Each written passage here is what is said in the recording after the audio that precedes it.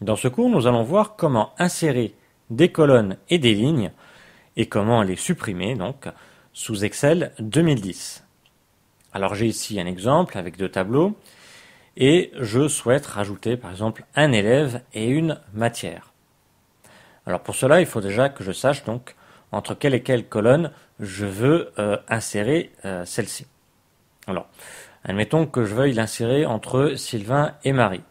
Pour cela, il faut que je fasse un clic droit sur la lettre concernant la colonne de Marie.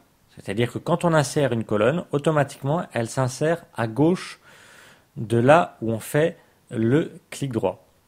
Donc, je veux l'insérer entre Sylvain et Marie, je fais un clic droit sur la lettre F, un menu apparaît, et je fais un clic gauche sur Insertion. Automatiquement, une colonne de la même taille apparaît entre les deux, donc entre Sylvain et Marie. Vous voyez ici mon titre qui a été donc fusionné entre plusieurs cellules. Il s'est adapté automatiquement. Pareil pour mon tableau du dessous.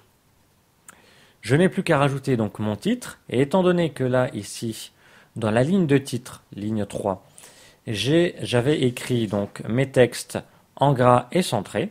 Dans la nouvelle colonne, ici, dans la cellule F3, le texte sera également en gras et centré. Il va garder la même mise en forme. Ce qui me permet de gagner du temps. Pour insérer une ligne, même principe, il faut par contre faire un clic droit sur le numéro de la ligne.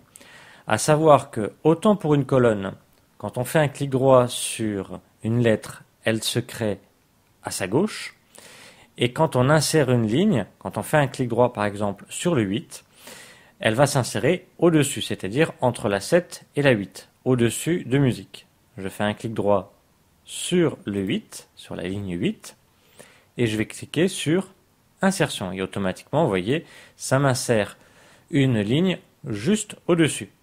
Là, pareil, il me conserve la hauteur de la ligne et la mise en forme ici de la ligne précédente. Je n'ai plus qu'à rajouter ma matière. Voilà.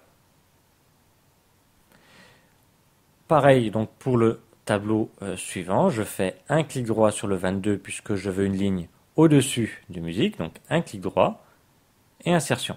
Je n'ai plus qu'à rajouter mon texte ici. Pareil pour ma colonne, ici je vais rajouter le prénom.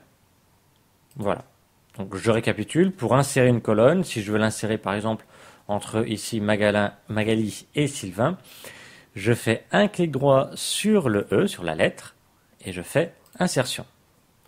Si je veux insérer une ligne, par exemple entre sport et anglais, je vais faire un clic droit sur le numéro 7 et insertion.